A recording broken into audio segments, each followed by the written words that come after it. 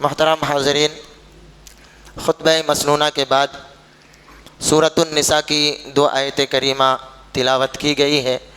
انشاءاللہ انہی 2 آیتوں کو سامنے رکھتے ہوئے کچھ باتیں اللہ اور اس کے رسول صلی اللہ علیہ وسلم کی اطاعت کے تعلق سے ہوں گی۔ اللہ تعالیٰ سے دعا کریں اللہ تبارک و تعالیٰ ہمیں صحیح کہنے اور کہنے سے زیادہ سننے سے زیادہ عمل کرنے کی توفیق عطا فرمائے، آمین۔ جو آیت کریمہ پڑھی گئی ہے اس کا آسان اور سرسری ترجمہ یہ ہے، اللہ تعالیٰ فرماتے ہیں کہ جو شخص اللہ اور اس کے رسول کی اطاعت کرے گا تو اللہ تعالیٰ اس کو ایسی جنتوں میں داخل کرے گا جہاں نہریں جاری ہیں، اور پھر یہ لوگ ہمیشہ اس میں رہیں گے، اور یہ بہت بڑی کامیابی۔ لیکن جو اللہ اور اس کے رسول کی نافرمانی کرے وَيَتَعَدَّ حُدُودَهُ، اور اللہ رب العالمین کے حدود سے آگے بڑھنے کی کوشش کرے، يُدْخِلْهُ نَارًا خَالِدًا فِيهَا، اللہ تبارک و تعالیٰ اسے ایسی جہنم میں داخل کرے گا، ایسی آگ میں داخل کرے گا جس میں وہ ہمیشہ رہے گا۔ وَلَهُ عَذَابٌ مُّهِينٌ، اور اس کے لیے ذلیل کرنے والا عذاب ہے، ذلت کن رسوا کن عذاب ہے۔ ان 2 آیتوں کو سامنے رکھتے ہوئے یہ بات سامنے آتی ہے کہ کامیاب مسلمان اور مومن وہ ہے جو اللہ اور اس کے رسول کی اطاعت کرتا ہے، اپنے سر کو جھکا دیتا ہے، اپنی زندگی کو اللہ اور اس کے رسول کے فرمان کے مطابق گزارتا ہے۔ اب سوال یہ ہے کہ اللہ کی اطاعت اور رسول کی اطاعت کیسے ہوگی؟ تو اللہ تبارک و تعالیٰ کی کتاب پڑھیں گے اور اس کو سمجھنے کی کوشش کریں گے تو اللہ کی اطاعت سمجھ میں آئے گی، اور جب احادیث کا مطالعہ کریں گے تو ہمیں معلوم ہوگا کہ اللہ کے رسول صلی اللہ علیہ وسلم کی اطاعت کیسے کرنی ہے۔ لیکن صرف پڑھنے سے، قرآن کریم صرف پڑھ لینے سے اور اس کا ترجمہ یاد رکھ لینے سے، یا کوئی ترجمہ والی قرآن کتاب پڑھ لینے سے اطاعت مکمل نہیں ہو پائے گی۔ ہمیں اس کے لیے ایک آئیڈیل کی ضرورت پڑے گی، ایک مثالی، یعنی ان کو دیکھ کر کے ہم عمل کریں گے، ایسے صفات کی ضرورت پڑے گی۔ اور اس کے لیے اللہ تبارک و تعالیٰ نے قرآن کریم کے اندر صحابہ کرام کا ذکر کیا ہے کہ فَإِنْ آمَنُوا بِمِثْلِ مَا آمَنْتُمْ بِهِ فَقَدِ اهْتَدَوْا، کہ اگر وہ لوگ یعنی صحابہ کرام کے بعد آنے والے مسلمان اس طرح ایمان لائیں جس طرح صحابہ کرام ایمان لاتے ہیں تو وہ لوگ ہدایت پر ہو جائیں گے۔ تو اس کا مطلب یہ ہوا کہ ہمارا ایمان اور ہماری اطاعت صحابہ کرام جیسی ہونی چاہیے۔ صحابہ کرام نے قرآن کریم سے کیا سمجھا، حدیث سے کیا سمجھا، اسی طرح ہونا چاہیے۔ اگر اس کے خلاف ہوگا تو پھر ہماری اطاعت صحیح نہیں ہوگی، اتباع صحیح نہیں ہوگی۔ اللہ تبارک و تعالیٰ نے قرآن کریم کے اندر فرمایا کہ جو ہدایت واضح ہو جانے کے بعد رسول کی نافرمانی کرتا ہے اور مومنوں کے راستے کے علاوہ دوسرے راستے کی اتباع کرتا ہے، تو مومن کون لوگ ہیں؟ قرآن کریم جب نازل ہو رہا تھا تو سب سے اولین مومنین صحابہ کرام تھے، یعنی صحابہ کرام ہمارے لیے آئیڈیل ہیں، نمونہ ہیں، اور اسی کو ہم کہتے ہیں یہ منہج سلف ہے۔ یعنی منہج سلف کے مطابق آپ کو قرآن سمجھنا ہے، آپ کو حدیث سمجھنا ہے، تبھی جا کر کے ہم کامل اور ایک اتباع کرنے والا ایک نیک اور صالح مومن ہو سکتے ہیں۔ اگر خود سے قرآن کریم کو سمجھنے کی کوشش کریں گے تو بہت ساری جگہوں میں غلطیاں ہو جائیں گی، اختلافات ہو جائیں گے، اور لڑائی ہوگی، جھگڑے ہوں گے۔ اسی لیے ہمارے لیے ضروری ہے کہ ہم قرآن کریم کو سمجھیں، لیکن اس طریقے سے سمجھیں جس طریقے سے صحابہ کرام نے قرآن کو سمجھا ہے۔ اس کے علاوہ دوسرے طریقے سے سمجھیں گے تو یہ ہدایت نہیں ہوگی، یہ گمراہی ہوگی، کیونکہ صحابہ کرام جب قرآن کو سمجھے تو ان کو سمجھانے والے اللہ کے رسول صلی اللہ علیہ وسلم تھے۔ انہوں نے ڈائریکٹ اللہ کے رسول صلی اللہ علیہ وسلم سے قرآن کا علم حاصل کیا اور اس پر عمل کیا، تو اللہ تبارک و تعالیٰ نے اپنی رضامندی کا اعلان کر دیا کہ ہم ان تمام لوگوں سے راضی ہیں اور خوش ہیں۔ تو ہمیں اگر اللہ کو راضی کرنا ہے، خوش کرنا ہے، تو پھر قرآن کریم کو ہمیں سمجھنا پڑے گا۔ کئی مثالیں آپ کو ہمارے سامنے آ سکتی ہیں، دی جاتی ہیں کہ صرف قرآن کریم اٹھا لیا, اس کا ترجمہ اور ٹرانسلیشن پڑھ لیا اور اس کے بعد جو ہے شروع کر دیا عمل کرنا, اور صحابہ کرام کے عمل کے مطابق بالکل نہیں ہے, بالکل اس کے مخالف ہو جاتا ہے, برخلاف ہو جاتا ہے. کئی لوگ جو ہے قرآن کریم کی آیتوں کو پڑھ کر کے یہ کہہ دیتے ہیں کہ یہ حدیث کے مخالف ہے. قرآن اور حدیث دونوں آپس میں ٹکرا رہی ہے, نہیں ٹکراتی ہے قرآن اور حدیث. اس کے معنی اور مفہوم کو سمجھنے کی ضرورت ہے, صحابہ کرام نے کس طریقے سے سمجھا. مثال کے طور پر قرآن کریم کے اندر ایک جگہ 2 زندگی اور 2 موت کا تذکرہ ہے, 2 زندگی اور 2 موت. تو اس کو لے کر کے ایک زندگی ابھی ہے اور ایک زندگی جو ہے بعد میں ہوگی, 2 موت, ایک موت ابھی سے پہلے جب ہم نہیں تھے تو موت ہے, اور اس کے بعد زندگی کے بعد جب ہم مر جائیں گے تو یہ 2 موت ہوگی. اب اس چیز کو لے کر کے, اس آیت قرآن کی اس آیت کو لے کر کے کئی لوگ ہیں جو کہتے ہیں کہ قبر کے اندر کوئی عذاب نہیں ہوتا, کیونکہ اگر عذاب ہوگا تو زندگی ہونا ضروری ہے, اور اللہ تبارک و تعالیٰ نے قرآن کریم کے اندر 2 زندگی کا تذکرہ کیا ہے. اگر مرنے کے بعد قبر کے اندر زندگی ہوگی اور اس کے اندر عذاب ہوگا تو ایک تیسری زندگی کا وجود سامنے آ جاتا ہے, ثابت ہو جاتا ہے. تو پھر اس کا مطلب یہ ہوا کہ حدیث غلط ہے, ضعیف ہے, صحیح نہیں ہے, اور قرآن کریم کے مطابق 2 ہی زندگی ہے, قبر کے اندر عذاب نہیں ہوتا. صحیح بات ہے, 2 زندگی ہے قرآن کریم کے اندر, لیکن کیا قرآن کی یہ آیت آج اتری, کل اتری, صحابہ کرام کے زمانے میں اتری, نبی کریم صلی اللہ علیہ وسلم کے اوپر اتری؟ تو نبی کریم صلی اللہ علیہ وسلم نے صحابہ کرام کو کیا سمجھایا؟ صحابہ کرام نے اس آیت کو پڑھ کر کے کیا سمجھا؟ یہی سمجھا کہ قبر کے اندر عذاب نہیں ہوتا ہے, قبر کے اندر زندگی نہیں ہوتی ہے, یہ جو برزخ کا عالم ہوتا ہے, برزخ کی حالت ہوتی ہے, برزخ کی دنیا ہوتی ہے. تو اس کا مطلب یہ ہوا کہ ہم ڈائریکٹ قرآن کریم کو لے لیں گے اور اس کو سمجھنے کی کوشش کریں گے تو نہیں سمجھ سکتے ہیں. صحابہ کرام کو سامنے رکھنا پڑے گا, اس کے عمل کو سامنے رکھنا پڑے گا, انہوں نے کیا سمجھا اس چیز کو ہمیں سامنے رکھنا پڑے گا. اب قرآن کریم کی ایک دوسری آیت بھی ہے, قل بفضل اللہ وبرحمتہ فبذلک فلیفرحوا. اللہ کی رحمت پر خوش ہونا چاہیے, اللہ کی رحمت پر خوشی منانا چاہیے. اب نبی کریم صلی اللہ علیہ وسلم کی پیدائش ایک بہت بڑی نعمت ہے, بہت بڑی خوشی ہے, لہٰذا ہمیں خوشی منانا چاہیے, ناچنا چاہیے, گانا چاہیے, ڈی جے بجانا چاہیے, میوزک سننا چاہیے, اس طرح سے خوشی منانا چاہیے. ٹھیک ہے, اللہ کی نعمت پر خوش ہونا چاہیے, اللہ کی نعمت پر اللہ کا شکر ادا کرنا چاہیے. لیکن یہ جو طریقہ آپ نے اپنایا, کیا صحابہ کرام نے اس آیت کریمہ سے یہی سمجھا تھا؟ صحابہ کرام کے زمانے میں یہ آیت اتری کہ نہیں اتری؟ آج تو نہیں اتری ہے, صحابہ کرام کے زمانے میں اتری ہے. تو صحابہ کرام نے اس آیت کریمہ سے کیا سمجھا وہی سمجھنا پڑے گا ہم کو بھی, کیونکہ اللہ تبارک و تعالیٰ نے فرما دیا وہ لوگ ہدایت پر تھے. اگر وہ لوگ ہدایت پر نہیں تھے تو پھر آپ اگر ہدایت پر ہیں تو آپ یہ سمجھ لیجئے. جبکہ اللہ تبارک و تعالیٰ نے قرآن کریم کے اندر ان کے ایمان کو ایک مثالی اور آئیڈیل ایمان قرار دیا ہے کہ آپ اگر اس طرح سے ایمان لائیں جس طرح صحابہ کرام کا ایمان تھا تبھی آپ ہدایت پر ہیں, ورنہ آپ ہدایت پر نہیں ہیں. اب ہمیں دیکھنا چاہیے, ٹٹولنا چاہیے اور جانچنا چاہیے, پرکھنا چاہیے کہ جو ہم اعمال کر رہے ہیں, ہم جو نیکی کر رہے ہیں اور ہم جو عبادت کر رہے ہیں, جس کو ہم عبادت سمجھ رہے ہیں, نیکی سمجھ رہے ہیں, یہ صحابہ کرام کے عمل کے مطابق ہے یا نہیں ہے. اگر نہیں ہے تو ہمیں چھوڑ دینا چاہیے, اور ہے تو پھر شوق سے, محنت سے, محبت سے اس عمل کو کرنا چاہیے. حضرت حذیفہ رضی اللہ تعالیٰ عنہ کہتے ہیں کل عبادت لم يتعبدها اصحاب رسول اللہ فلا تعبدوها, کہ ہر وہ عبادت جو صحابہ کرام نے نہیں کی آپ بھی مت کریے.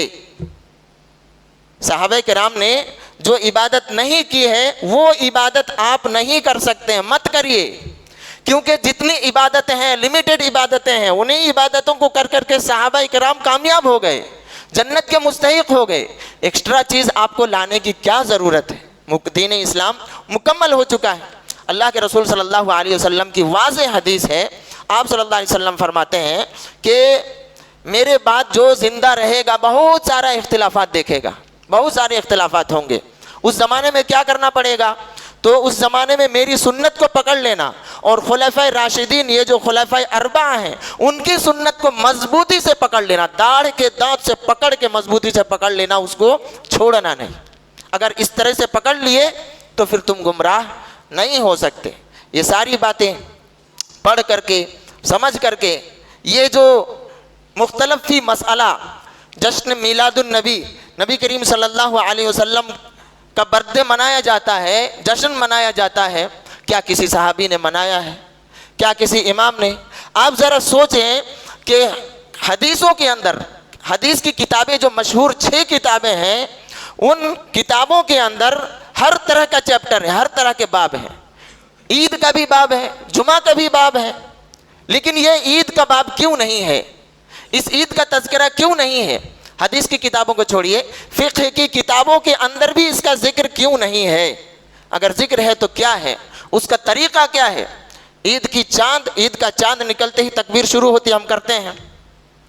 सुबह सुबह नहाना है, खुशबू लगाना है, जाना है ईदगाह, नमाज पढ़ना है। सारे कैफियत, सारे जो है सिफ़ात ईद के जो है हदीस की किताबों के अंदर है। ये कौन सी ईद है, कौन सा जश्न है जिसका कुछ भी जिक्र नहीं है? इसका मतलब ये हुआ कि ये बनावटी, ये जो है बनाया गया है, इसका शरीयत से कोई ताल्लुक़ नहीं है। हर समझदार आदमी को, हर वो इंसान, हर वो आदमी जो मुसलमान है, जिसके अंदर अल्लाह और उसके रसूल की मोहब्बत है, जो ईमान रखता है, उसको समझना चाहिए, परखना चाहिए, इन चीज़ों को देखना चाहिए, क्योंकि यही चीज़ें हैं जो हमारे लिए कामयाबी की ज़मानत है, कामयाबी की गारंटी है। अगर हम इन चीज़ों को नहीं देखेंगे तो फिर हम कैसे कामयाब हो सकते हैं? हकीकत ये है, हाल ये है कि दुनियावी कोई मामला हो जाए तो हम कितनी पढ़ाई करते हैं, कितनी लिखाई करते हैं, कितनी मेहनत करते हैं उसको समझने के लिए। और जब कुरान करीम की बात आती है, हदीस की बात आती है, शरीयत की बात आती है, तो वही पिछले लोगों के किस्से कहानियाँ, इमामों की बातें, औलिया किराम की बातें, उलमाओं की बातें हम कभी पूछते नहीं हैं कि अब हम जो ये इबादत करें तो क्या ये अल्लाह का हुक्म है या रसूल का हुक्म है? अगर है तो करेंगे, नहीं तो नहीं करेंगे। क्यों आप जो है एक्स्ट्रा चीज़ें अपने ऊपर लाद रहे हैं? वैसे ही जो दीन इस्लाम के अहकामात हैं, फरामीन हैं, वो तो मुश्किल होता है, हमसे नहीं हो पाता है। उसके ऊपर मुसीबत ये है कि बाहर से चीज़ें लाई जाती हैं। इसलिए हमें सोचना चाहिए, ये जो जश्न ईद मिलादुन्नबी, नबी करीम सल्लल्लाहु अलैहि वसल्लम की वफ़ात के 600 साल के बाद इसको शुरू किया गया, जबकि दीन के मुकम्मल होने का ऐलान नबी सल्लल्लाहु अलैहि वसल्लम के ज़माने में कर दिया गया। दीन का मुकम्मल होना ये बहुत बड़ी नेमत है। मैं आपके सामने 3 बुनियादी पॉइंट रखता हूँ। सबसे पहली चीज़ ये है कि दीन इस्लाम हमारा एक मुकम्मल दीन है। हज़रत आदम अलैहिस्सलाम से शुरू होकर के आखिरी नबी मोहम्मद सल्लल्लाहु अलैहि वसल्लम तक ये मुकम्मल हो जाता है। अल्लाह के रसूल सल्लल्लाहु अलैहि वसल्लम ने एक मरतबा मिसाल बयान फरमाया कि जो शरीयत, जो इस्लाम है, इसकी मिसाल ऐसे है जैसे एक इमारत है, एक बिल्डिंग है, वो मुकम्मल बना दिया गया। अब देखने वाले आए, घूम घूम करके देख रहे हैं, उसके अंदर एक कमी आ गई। कहीं पर एक पत्थर लगना था, एक ईंट लगना था, तो किसी ने कहा कि भाई यहाँ पर एक ईंट लगेगा तो ये इमारत मुकम्मल हो जाएगी, उसके बाद कोई खामी नहीं। आप सल्लल्लाहु अलैहि वसल्लम क्या फरमाते हैं? मैं वो ईंट हूँ, मैं वो पत्थर हूँ, मेरे आ जाने के बाद वो कमी और वो खामी ख़त्म हो गई। अब दीन इस्लाम मुकम्मल हो चुका है, इसके अंदर कुछ चीज़ें लाने की ज़रूरत नहीं है। मुकम्मल किसको कहते हैं? अब उसके अंदर कुछ भी चीज़ हम ला नहीं सकते हैं, डाल नहीं सकते हैं। और ये ऐलान अल्लाह रब्बुल आलमीन ने नबी करीम सल्लल्लाहु अलैहि वसल्लम के ज़माने में कर दिया। अगर हम कुछ मज़ीद चीज़ें लेकर के आते हैं, इसका मतलब क्या हुआ? मुकम्मल नहीं हुआ। या यह है कि अल्लाह ताला ने तो मुकम्मल कर दिया लेकिन नबी सल्लल्लाहु अलैहि वसल्लम भूल गए, या नबी सल्लल्लाहु अलैहि वसल्लम ने खयानत की। इमाम मालिक रहमतुल्लाह अलैहि इस सिलसिले में कहते हैं कि जो शख्स भी दीन के अंदर नया काम शुरू करता है तो गोया कि उसने ये अकीदा रखा कि नबी सल्लल्लाहु अलैहि वसल्लम ने खयानत की है, मुकम्मल दीन नहीं पहुंचाया। क्योंकि अल्लाह ताला ने तो कह दिया कि मैंने मुकम्मल दीन को मुकम्मल कर दिया है, लेकिन ये क्या चीज़ है कि आप और एक चीज़ लेके आ रहे हैं कि ये भी अल्लाह और उसके रसूल की इताअत का एक तरीक़ा है, अल्लाह रब्बुल आलमीन की मोहब्बत को हासिल करने का ज़रिया है। फिर कहते हैं इमाम मालिक रहमतुल्लाह अलैह कि इस उम्मत के आखिरी लोग उसी अमल से सही हो सकते हैं जिस अमल को करके इस उम्मत के पहले वाले लोग सही हुए थे। तो उस ज़माने में कौन सी इबादत थी, कौन सा तरीक़ा था, वही तरीक़ा इख्तियार करेंगे, वही इबादत करेंगे, तब हम सही हो सकते हैं, वरना हम सही नहीं हो सकते। और आगे फरमाते हैं कि उस वक्त जो इबादत दीन नहीं थी, आज वो इबादत दीन नहीं हो सकता। उस वक्त जो काम, जो इबादत نیکی کا نہیں سمجھا جاتا تھا، آج نیکی کا نہیں سمجھا جائے گا، تو کیا عید میلاد النبی نبی صلی اللہ علیہ وسلم کے زمانے میں تھا یا کسی صحابی نے کیا ہے؟ ایسا بالکل نہیں ہے۔ دوسری چیز، اللہ کے نبی صلی اللہ علیہ وسلم فرماتے ہیں کہ میں نے ہر وہ عمل جو جنت کے قریب کر سکتا ہے، اللہ کے قریب کر سکتا ہے، وہ میں نے بتا دیا ہے، اور وہ ہر وہ عمل جو آپ کو جہنم کے قریب کر سکتا ہے وہ عمل بتا دیا اور اس سے منع بھی کر دیا۔ تو پھر یہ جو عمل ہے عید میلاد کا، اگر یہ جنت کے قریب کرنے والا ہے، اللہ کے قریب کرنے والا ہے، تو پھر نبی صلی اللہ علیہ وسلم کی کسی بھی حدیث کے اندر اس کا ثبوت کیوں نہیں ہے؟ کیوں نہیں ہے اس کا تذکرہ، جبکہ نبی صلی اللہ علیہ وسلم کہہ رہے ہیں کہ میں نے بتا دیا ہے۔ تیسری چیز، نبی کریم صلی اللہ علیہ وسلم سے زیادہ متقی پرہیزگار کوئی ہو سکتا ہے؟ نہیں ہو سکتا۔ نبی صلی اللہ علیہ وسلم سے زیادہ نیکی کرنے والا، اللہ رب العالمین کا خوف دل کے اندر رکھنے والا آج تک کسی ماں نے ایسی اولاد جنا نہیں، اور نہ ہی ہو سکتا ہے۔ جب اللہ کے رسول صلی اللہ علیہ وسلم نے یہ عمل نہیں کیا تو ہم مزید کوئی عمل کر کے کیا ثابت کرنا چاہتے ہیں کہ اللہ کے نبی صلی اللہ علیہ وسلم نہیں کر سکے، ہم کر رہے ہیں، یعنی نبی سے زیادہ تقوی ہمارے اندر آ گیا؟ ایسا نہیں ہو سکتا۔ یہ تین چیزیں آپ سامنے رکھ کے اس کو ذہن میں رکھیں اور خود فیصلہ کریں کہ کیا نئی چیزیں جو دین کے اندر داخل کر دی جاتی ہیں ان کا کچھ ثبوت ہے یا نہیں ہے۔ اگر ہے تو کر سکتے ہیں، نہیں تو بالکل نہیں کر سکتے ہیں، کیونکہ اللہ کے رسول صلی اللہ علیہ وسلم ہر خطبے میں فرماتے تھے کل بدعۃ ضلالہ وکل ضلالۃ فی النار، ہر بدعت، ہر گمراہی آپ کو جہنم تک لے جانے والی ہے۔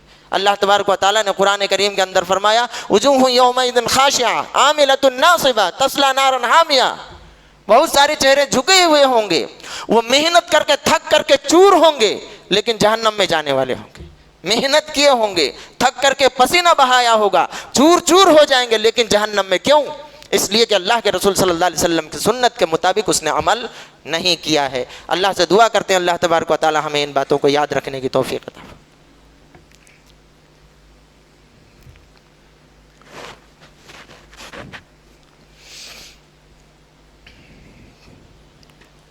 الحمد للہ کفا وسلام علی عبادہ الذین اصطفیٰ، اما بعد۔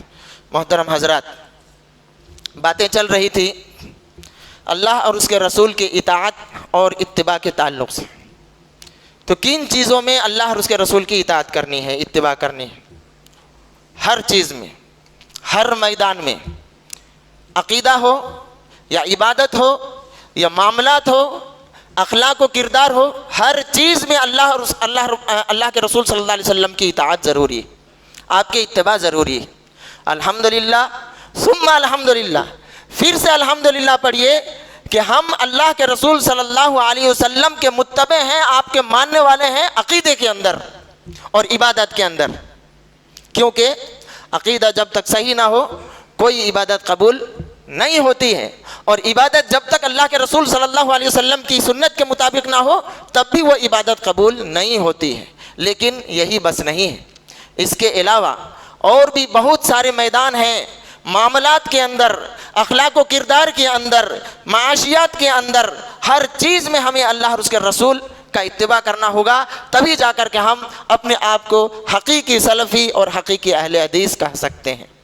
یہ کیا بات ہے کہ ہم نے صرف عقیدہ نبی صلی اللہ علیہ وسلم اور صحابہ کرام جیسا بنایا ہے، عبادت کے معاملے میں ہم صحابہ کرام کے طریقے پر ہیں، لیکن اس کے بعد والے جو طریقے ہیں، جو میدان ہے، بالکل اس کے اندر ہم زیرو ہیں۔ اللہ تبارک و تعالیٰ نے قرآن کریم کے اندر کیا فرمایا؟ ہم یہ سمجھتے ہیں کہ ہم کامیاب ہو گئے، ہمارا عقیدہ صحیح ہے، ہماری عبادت صحیح ہے، کامیاب ہو گئے، بس یہی دو چیزیں نہیں ہیں۔ اللہ تعالیٰ نے قرآن کریم کے اندر ذکر کیا لیس البر ان تولوا وجوہکم قبل المشرق والمغرب ولکن البر من آمن باللہ والیوم الآخر والملائکۃ والکتاب والنبیین وآتى المال على حبه ذوی القربى والیتامى والمساکین وابن السبیل والسائلین وفی الرقاب وأقام الصلاة وآتى الزکاة والموفون بعهدهم إذا عاهدوا والصابرین فی البأساء والضراء وحین البأس أولئک الذین صدقوا وَأُولَئِكَ هُمُ الْمُتَّقُونَ۔ نیکی کی پوری فہرست اللہ تبارک و تعالیٰ نے اس آیت کریمہ کے اندر ذکر۔ یہ مشرق اور مغرب کی طرف چہرہ کر کے کھڑے ہو گئے اور سمجھ رہے کہ نہیں ہم نشانے پر تیر مار دیں ایسا نہیں ہے، بلکہ نیکی بہت سارے اعمال کا نام ہے۔ نیکی اللہ اور اس کے رسول کے اوپر ایمان لانا، کتابوں پر ایمان لانا، فرشتوں پر ایمان لانا، اس کے بعد مال کی محبت ہو جانے کے باوجود غریبوں کے اندر اس کو تقسیم کرنا، اس کے بعد اللہ تبارک و تعالیٰ نے نماز اور روزے کا ذکر کیا ہے، اس کے بعد پھر اللہ تبارک و تعالیٰ نے وعدہ کو پورا کرنے کا ذکر کیا ہے، اس کے بعد اللہ تبارک و تعالیٰ نے پھر صبر کرنے کا بھی ذکر کیا ہے۔ تو نیکی صرف نماز اور یہ عقیدہ توحید یہی نیکی نہیں ہے، بلکہ یہ ضروری ہے، اور اس کے ساتھ ساتھ ہمیں معاملات کو بھی صحیح کرنا ہے، ہمیں اخلاق و کردار کو بھی صحیح کرنا ہے۔ اللہ کے رسول صلی اللہ علیہ وسلم فرماتے ہیں صحابہ کرام سے، اتدرون ما المفلس، کہ لوگوں تم کو معلوم ہے مفلس کون ہے؟ صحابہ کرام کہتے ہیں جس کے پاس درہم و دینار نہ ہو، جس کے پاس روپیہ پیسہ نہ ہو، وہ مفلس ہے؟ اللہ کے رسول صلی اللہ علیہ وسلم فرماتے ہیں کہ نہیں، مفلس یعنی بیچارہ، مسکین، مفلس وہ ہے جو قیامت کے دن روزہ، نماز، حج، زکوٰۃ، نیکیوں کا پورا انبار لے کر کے آئے گا، لیکن اس کے ساتھ ساتھ وہ کسی کو گالی دیا ہے، کسی کے اوپر ظلم کیا ہے، کسی کا مال ہڑپا ہے، کسی کا قتل کیا ہے، کسی کا خون بہایا ہے، اس کے ساتھ ساتھ نیکی کے ساتھ ساتھ یہ سارا بھی کام کیا رہے گا۔ اب کیا کیا جائے گا؟ اس کی نیکیوں کو لے کر کے مظلوموں کو دے دیا جائے۔ بیچارہ مفلس تو یہی ہے، وہاں نیکی، ایک ایک نیکی کی کتنی ضرورت ہے، پہاڑ کے برابر نیکی لے کر کے پہنچے گا، لیکن اس کی نیکی کا کچھ بھی فائدہ نہیں ہوگا۔ آج ہم دیکھیے ہمارے معاملات کس قدر سنگین ہیں، کس قدر خراب ہیں، ہمارا اٹھنا بیٹھنا، ہماری معاشرت، بیوی بچوں کے ساتھ، دوستوں کے ساتھ، پارٹنرز کے ساتھ، ایک دوسرے مسلمانوں کے ساتھ کیسا ہے۔ کتنے لوگ ایسے ہیں صف اول میں پڑھنے والے، عقیدہ توحید میں بالکل پکا سچا، لیکن اس کے معاملات کو دیکھیے تو بھائی کا حق دبا کر کے بیٹھا ہے، بہن کا حق دبا کر کے بیٹھا ہے، اس کا حق دبا کر کے بیٹھا ہے۔ میرے بھائی اور دوستو، عقیدہ توحید صحیح ہے، عبادت بھی صحیح ہے، لیکن اگر آپ کے معاملات صحیح نہیں ہیں، آپ کے اخلاق صحیح نہیں ہے، آپ کے کردار صحیح نہیں ہے، تو بھی اللہ کے رسول اور اللہ تبارک و تعالیٰ نے کئی جگہوں کے اندر ذکر کیا ہے کہ ان اعمال کے ہونے کی وجہ سے بھی انسان جہنم میں چلا جائے گا، اور عقیدہ توحید صحیح ہونے کے باوجود بھی اور عبادت صحیح ہونے کے باوجود بھی اس کو بچا نہیں سکتا ہے۔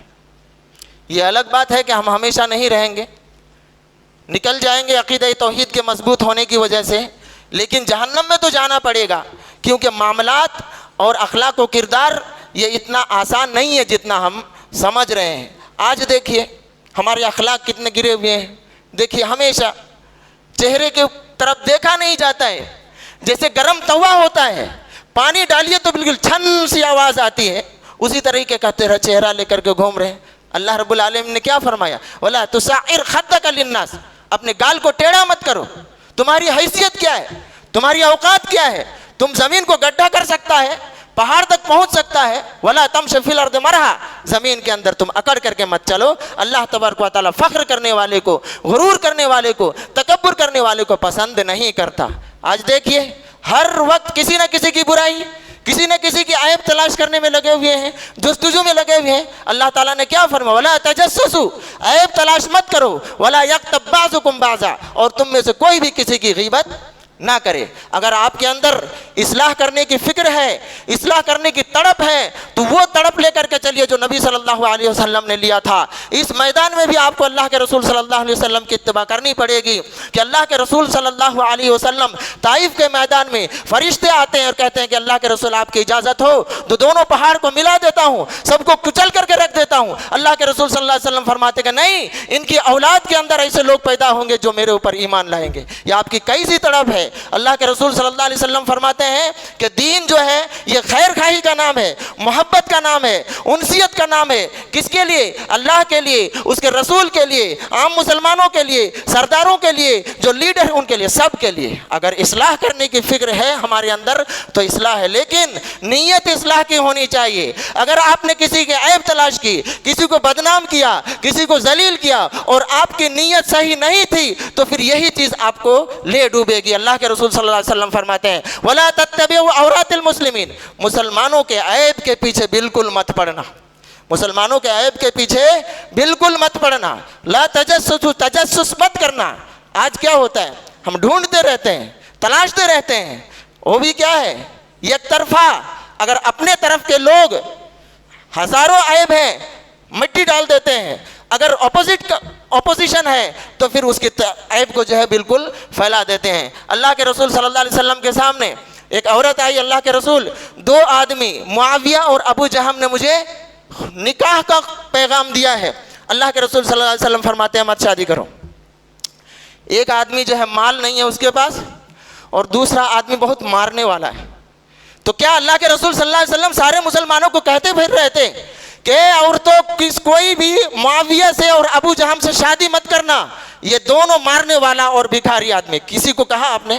ایک عورت آئی چل کر کے اللہ کے رسول سے کہا کہ مجھ سے شادی کرنا چاہتا ہے، میں کیا کروں؟ تو اللہ کے رسول صلی اللہ علیہ وسلم نے چپکے سے فرما دیا کہ مت کرو، یعنی اس عورت سے خیر خواہی کرتے ہوئے۔ اگر ہمارے اندر بھی خیر خواہی کا جذبہ ہے، اصلاح کا جذبہ ہے، تو ساری چیزیں جو ہے صحیح ہو سکتی ہیں۔ یہ بھی باتیں ہیں اور یہ میدان ہے کہ ہمیں ان میدانوں میں بھی ان اعمال ہمیں جو ہے ساتھ دینا پڑے گا، اللہ اور اس کے رسول کی اطاعت کرنی پڑے گی۔ آج ہمارے اخلاق اور کردار دیکھیے، ہمیشہ جھوٹ بولتے ہیں، وعدہ خلافی کرتے ہیں، دھوکہ بازی کرتے ہیں، دوسرے کے مال کو ہتھیا لیتے ہیں۔ اللہ کے رسول صلی اللہ علیہ وسلم نے کیا فرمایا؟ 3 باتیں جس کے اندر ہوگی وہ منافق ہوگا۔ آج اگر کسی کو کہہ دیجئے کہ فلاں آدمی منافق ہے تو پھر آپ کا کام ختم ہو جائے گا، لیکن منافق والا عمل کر رہا ہے اس کو اس میں شرم نہیں آتی ہے۔ میرے بھائی اور دوستو، آج ہمارے اخلاق کردار، ہمارے جو معاملات ہیں کس قدر سنگین ہیں۔ میاں بیوی کا رشتہ دیکھیں، اللہ تبارک و تعالیٰ نے کتنا محترم اور پاکیزہ رشتہ بنایا ہے۔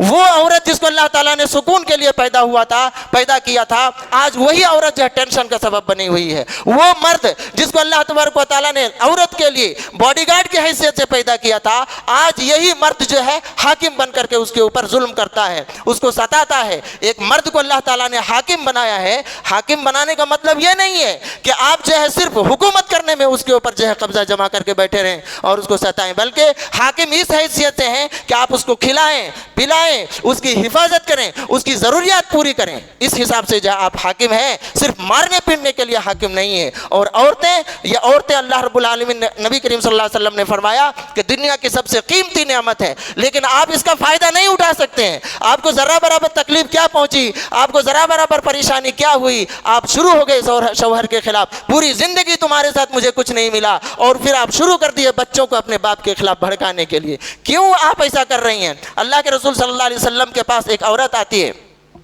اور کہتی ہے اللہ کے رسول مجھے کچھ مسئلہ پوچھنا ہے۔ آپ صلی اللہ علیہ وسلم فرماتے ہیں شادی شدہ ہو، تمہارا شوہر ہے؟ ہاں ہے۔ کیسی خدمت کرتی ہے اس کے ساتھ، کیسا بیہیو ہے تمہارا؟ کہتی ہے جیسا ہوتا ہے ویسا کرتی ہوں۔ صحابی عورت، بالکل غلط نہیں کرنے والی تھی وہ، پھر بھی کیا کہتی ہیں کہ میں جیسا ہوتا ہے ایسا کرتی ہوں۔ آج کی عورت تھوڑا کچھ کریں گی لیکن پورا گنائے گی، وہ گنتے گنتے ان کا شمار ختم نہیں ہوتا ہے۔